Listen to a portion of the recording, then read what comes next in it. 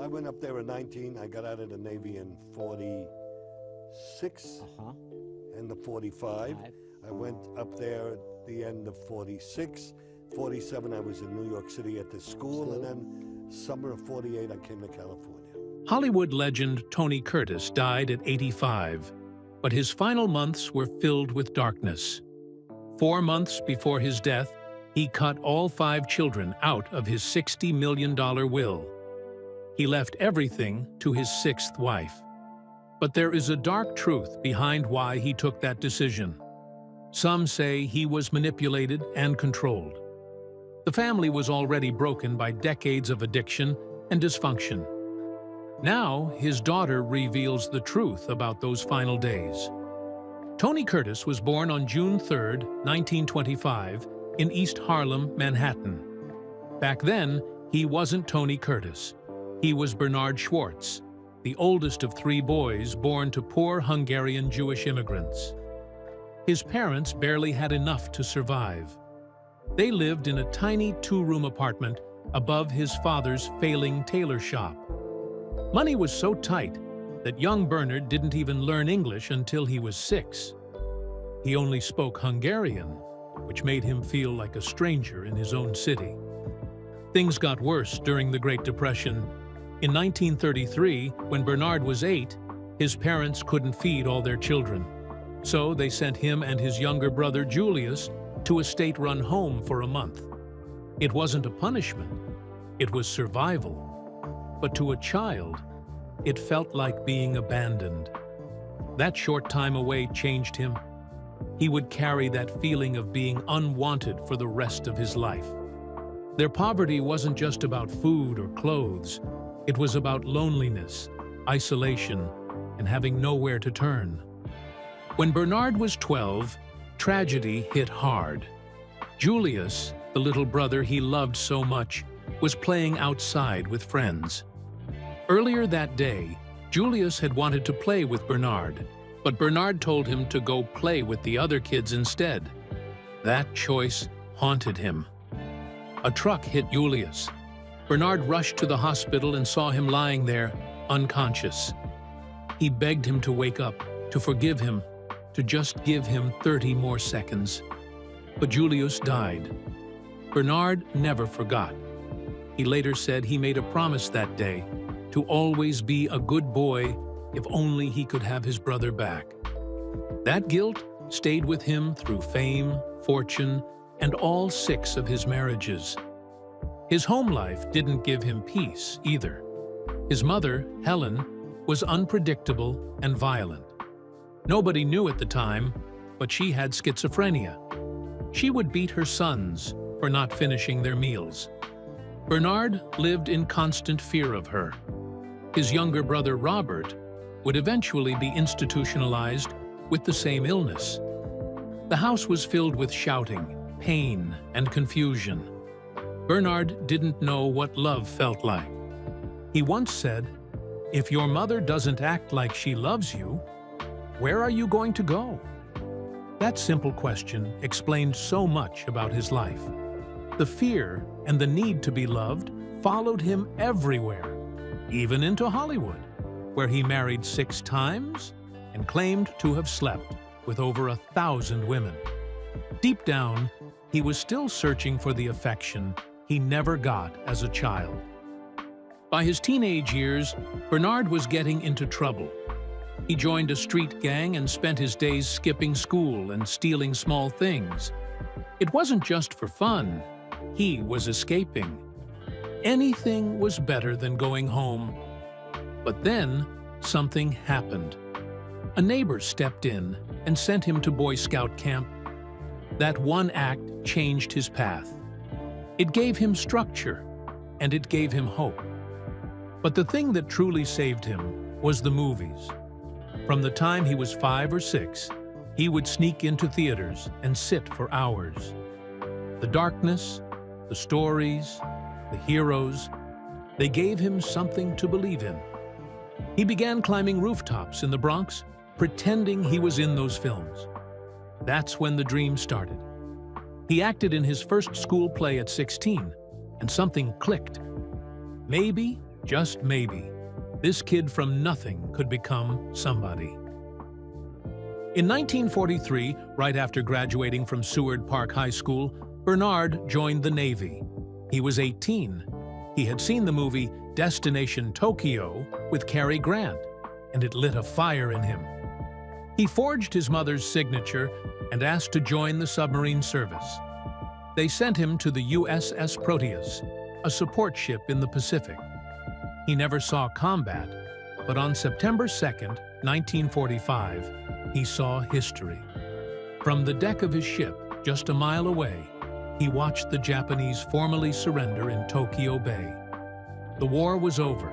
He was only 20 years old. When he came home, he didn't waste time. With no career in sight, he used the GI Bill to enroll at the dramatic workshop in New York. He didn't know it yet, but this one decision would change everything. The dramatic workshop wasn't just any acting school. It was run by Erwin Piscator, a theater legend who had escaped Nazi Germany. There, Bernard trained alongside future stars like Elaine Stritch, Rod Steiger, and Walter Matthau. His teachers included giants like Lee Strasberg and Stella Adler. This place didn't just teach acting, it shaped artists. And it gave Bernard the skills that would one day help him carry major Hollywood films. Then came the lucky break.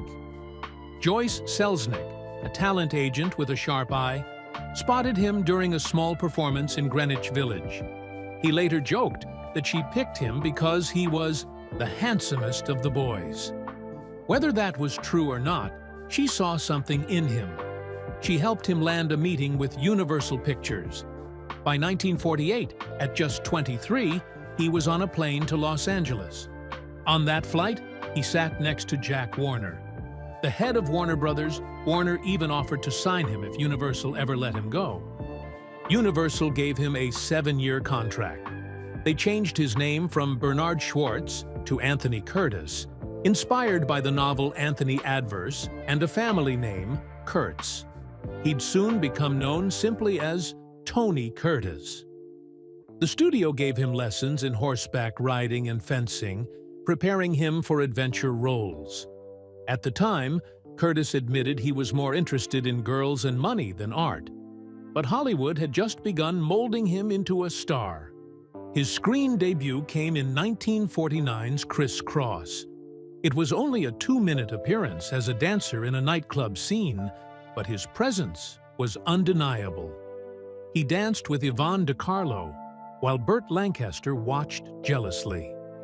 He didn't even have a single line. Still, the camera loved him. Viewers remembered that face, and the studio saw his potential.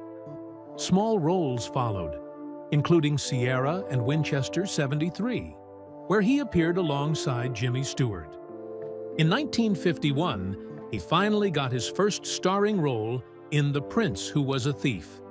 It was an exotic adventure set in Tangier, and Universal marketed it hard.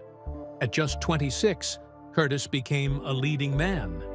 Audiences loved him. He did most of his own stunts and shared the screen with Piper Laurie, another rising star. They were so good together that the studio paired them in 3 more films.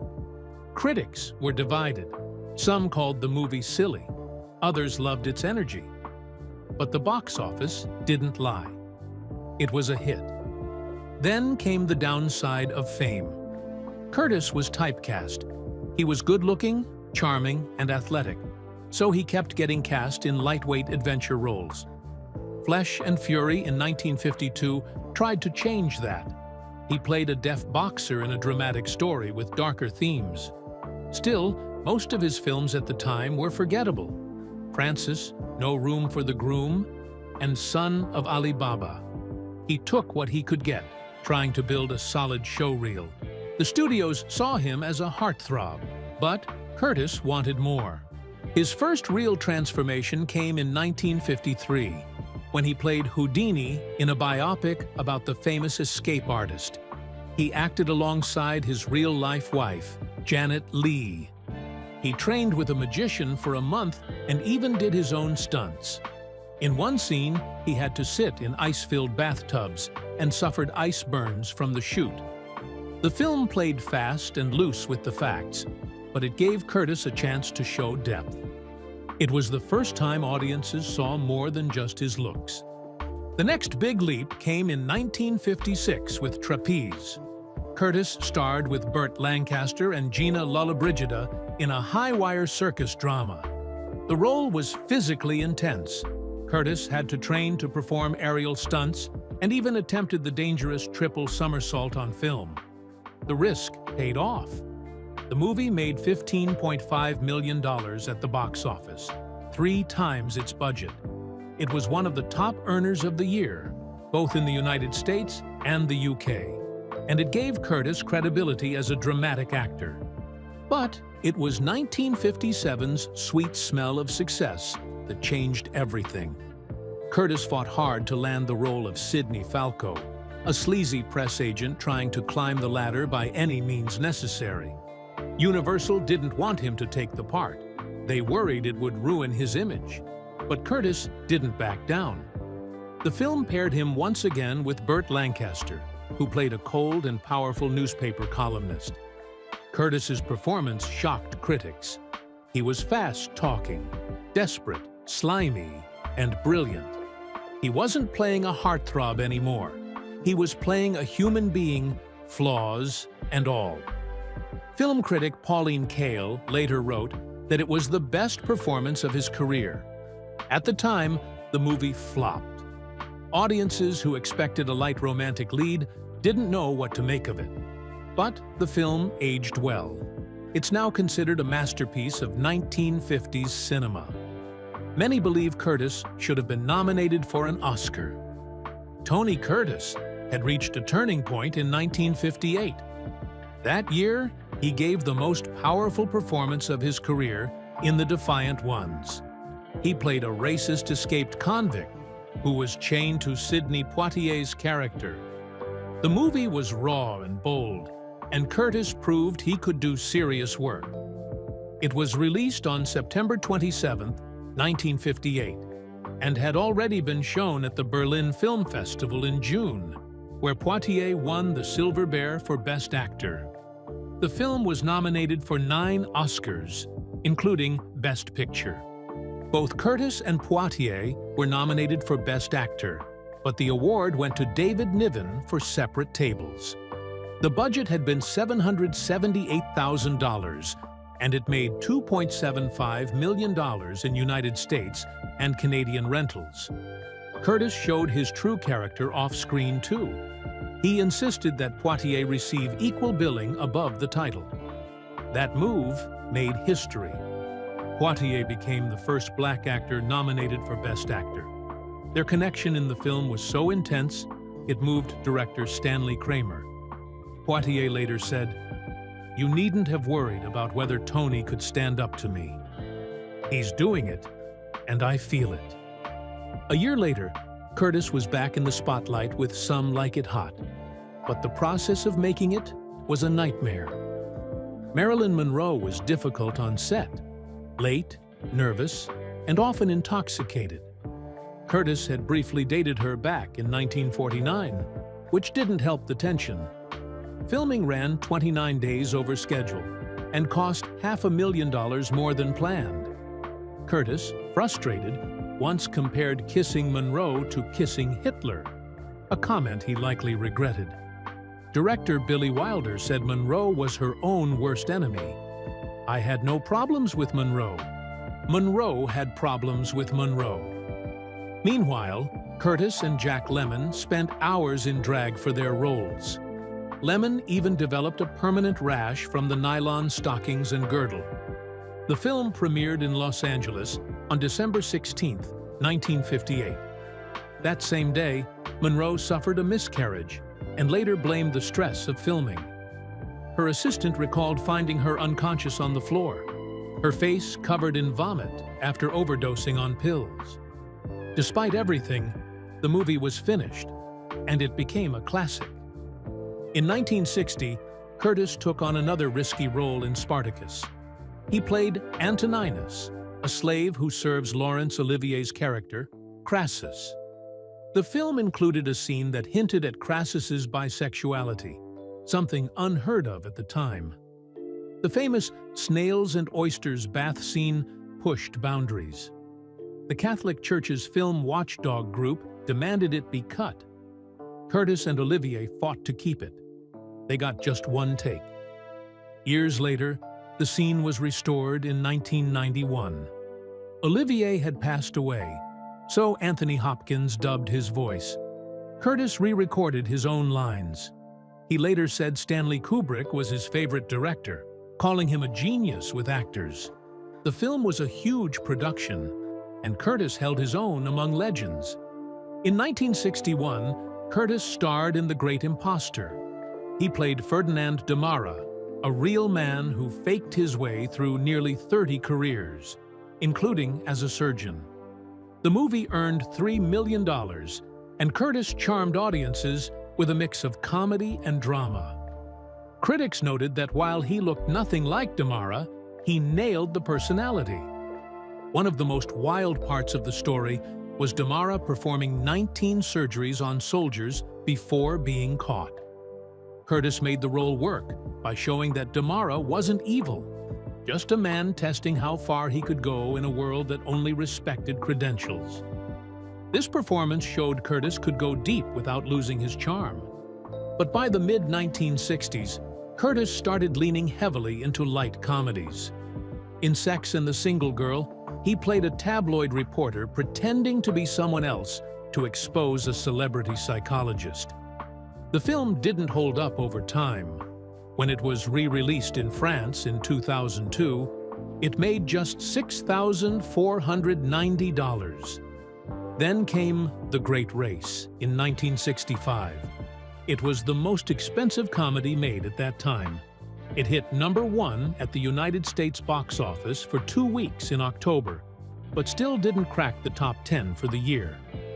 Curtis had started his own production company back in 1961, hoping to take control of his career. Between 1964 and 1967, he made at least 8 comedies. These roles paid the bills, but hurt his reputation. He was no longer seen as a serious actor, and critics felt he was just coasting through forgettable sex comedies. His earlier work in Sweet Smell of Success and The Defiant Ones seemed like distant memories. Then came The Boston Strangler in 1968. It was a shocking return to form. Curtis played Albert DeSalvo, the real-life killer who murdered 13 women in Boston. He transformed his appearance with makeup, dark contacts, and body padding. Audiences barely recognized him. The film used split-screen scenes to show both the killer and the investigation. Curtis didn't even show up until nearly halfway through the movie, but when he did, he owned the screen. Critics called it his best performance ever. Roger Ebert said Curtis was surprisingly good in the role. One review said he was frighteningly good at playing a man who appeared normal but hid a monstrous side. Despite the critical praise, the film didn't make a huge impact commercially. Curtis had proven his acting power again, but Hollywood didn't seem to notice.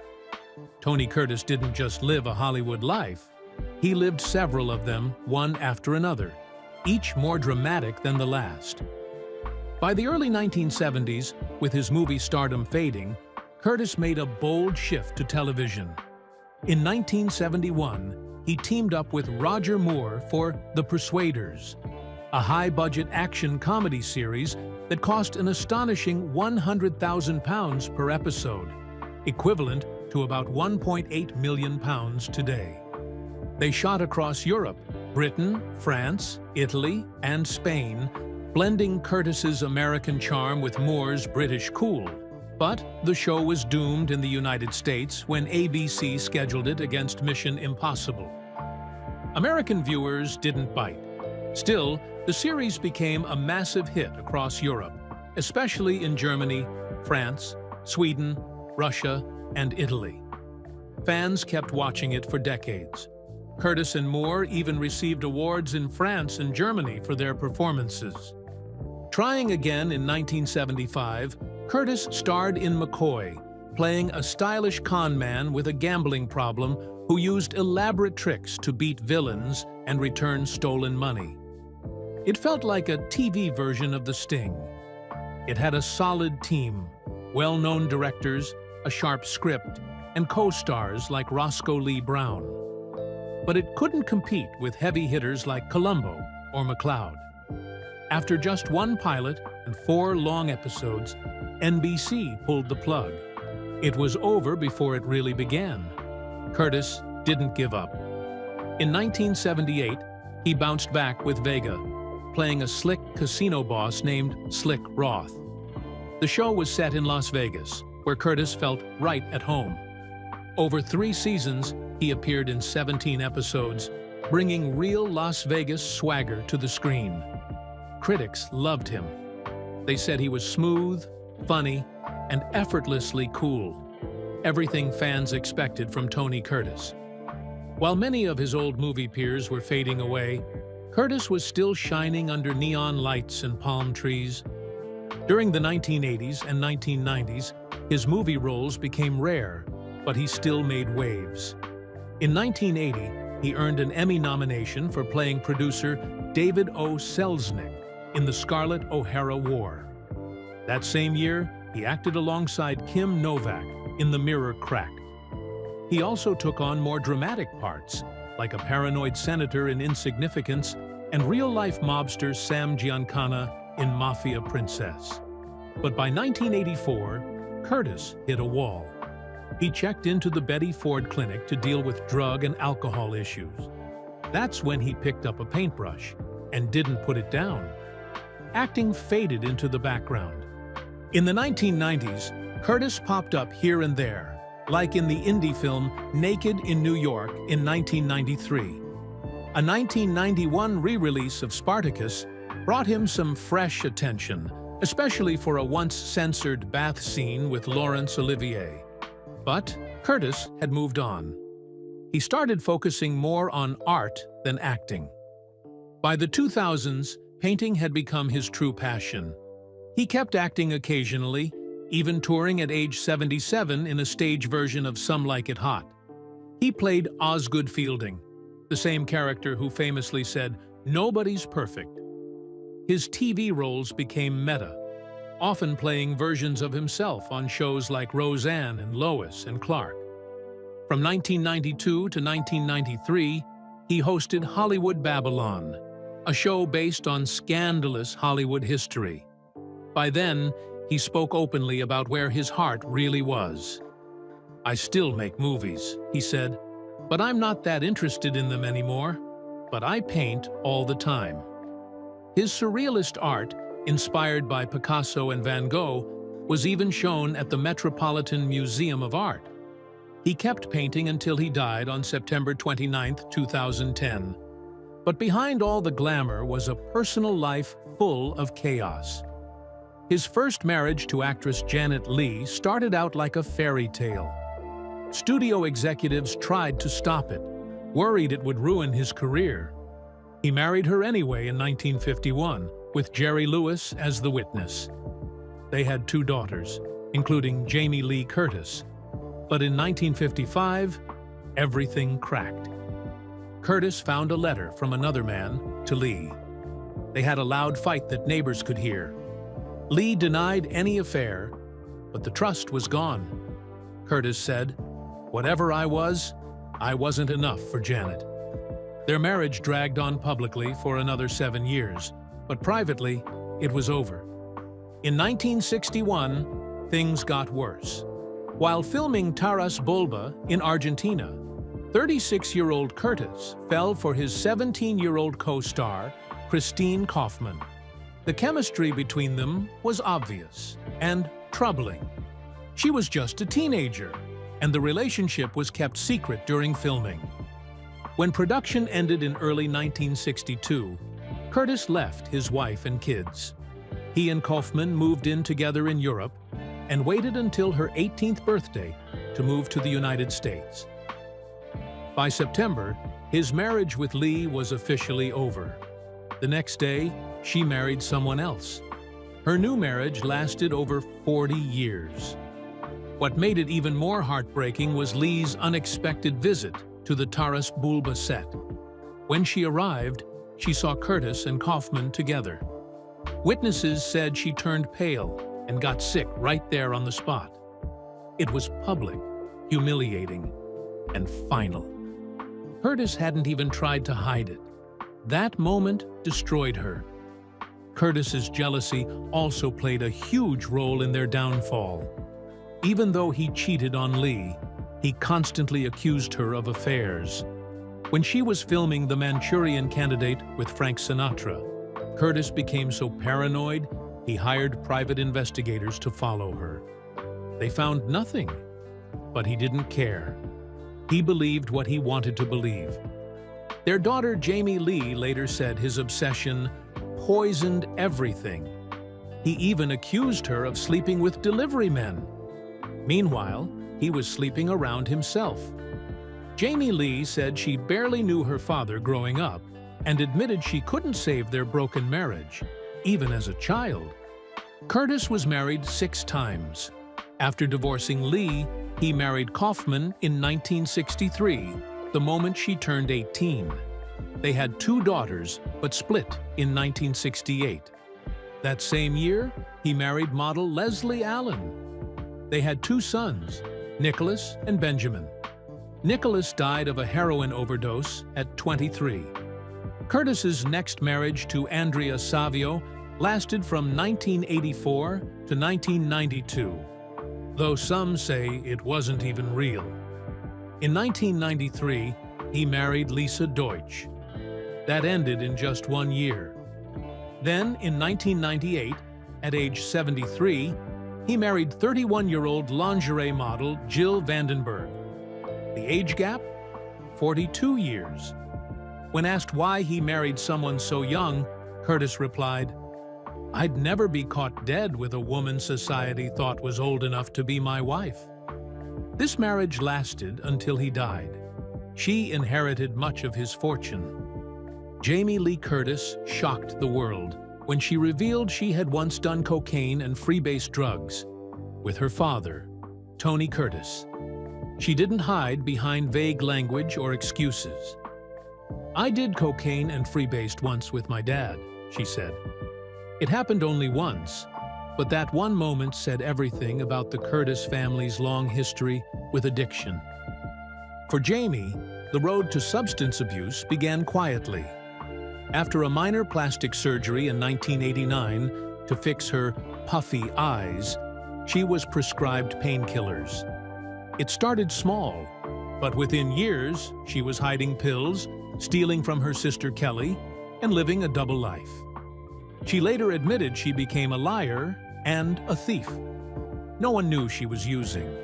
No one suspected the happy actress was spiraling. The turning point came in February 1999. Jamie walked into her first recovery meeting. That night, she told her husband, Christopher Guest, the truth. The secret was out. And from that day forward, she started counting every clean day. By February 2024, she marked 9,125 days, 25 years of sobriety. She shared the milestone on Instagram, proud and honest. But behind her celebration was pain. The kind of pain that had been passed down one generation to the next. That pain hit hardest in 1994. Jamie's half-brother, Nicholas Curtis, died from a heroin overdose. He was only 23. His death crushed what was left of the family. Jamie later said that addiction had destroyed the lives of generations in her bloodline. At the time, things were already tense. Tony Curtis had 6 children, but only Jamie was still speaking to him. The others had cut ties.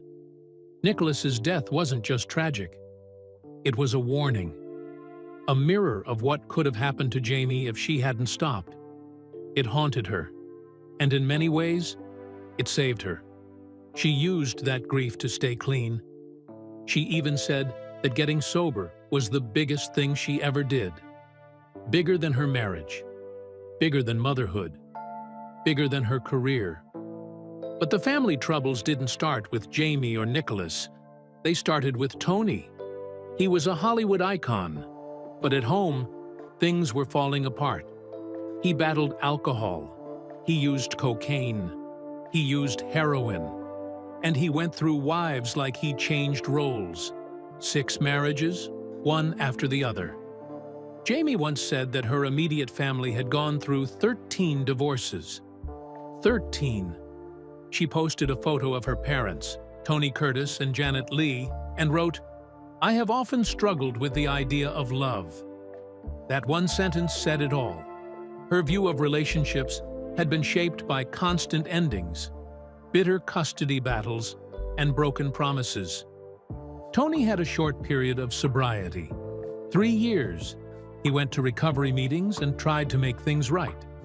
But it didn't last. Jamie said so herself. It didn't stick. And whatever healing came during that time, it wasn't enough.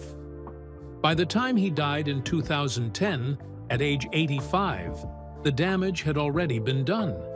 He died from cardiac arrest, but it was years of addiction and chronic lung disease that took their toll. Leslie Allen, one of Tony's wives, also became part of the chaos. While little is officially confirmed about her drinking, the custody tensions in the Curtis family point to something deeper. Addiction, Jamie would later explain, was everywhere in her family. And when it runs that deep, it affects everything. Who gets the kids? Who gets trusted? Who stays? Who leaves?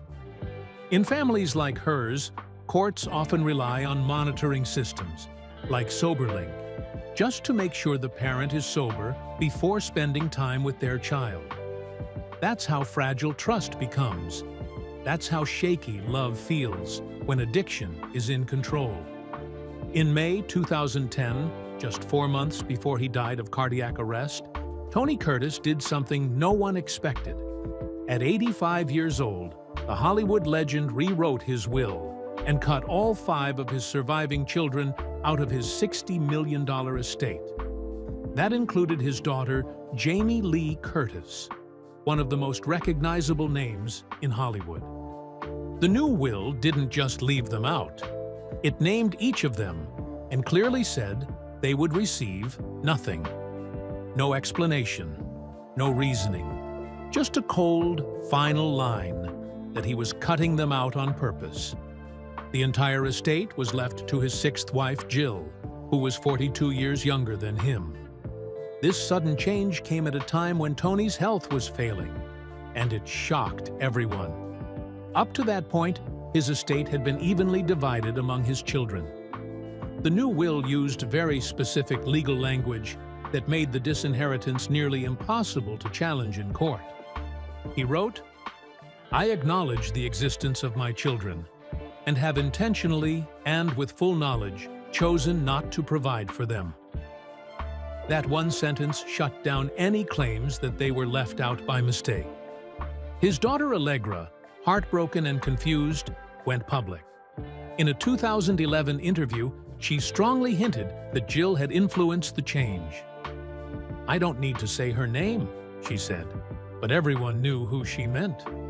Allegra said the will didn't feel like it came from her father. She believed Tony had been manipulated, and she pointed out something strange. 5 of Tony's grandchildren got $30,000 each, but Jamie Lee's 2 kids got nothing. It felt personal. It felt targeted. Then came the auction. 1 year after his death, Tony's personal items went under the hammer in Beverly Hills. The auction made over $1 million, twice what experts expected. The proceeds all went to Jill, with just a small amount going to a charity they had started. The items sold were intimate and iconic. His jacket from Some Like It Hot fetched $46,875. A Warhol print went for $53,125. And even his Walk of Fame plaque was sold for $10,000. His children said they had no idea it was happening. Allegra said, "This is not what my dad would have wanted." But the auction house insisted Tony had arranged it himself before he died. Kelly Curtis didn't just speak to the press. She went to court. She filed a lawsuit in Las Vegas claiming her father had been pressured into changing his will. The court papers used words like duress, fraud, and undue influence. It was the family's strongest attempt to fight what they believed was a betrayal. Jill defended herself. She said Tony had told his kids about the changes and that he made the decision because of long-standing issues with them. But many couldn't ignore the age gap. Jill was younger than Tony's oldest daughter, and she ended up inheriting everything.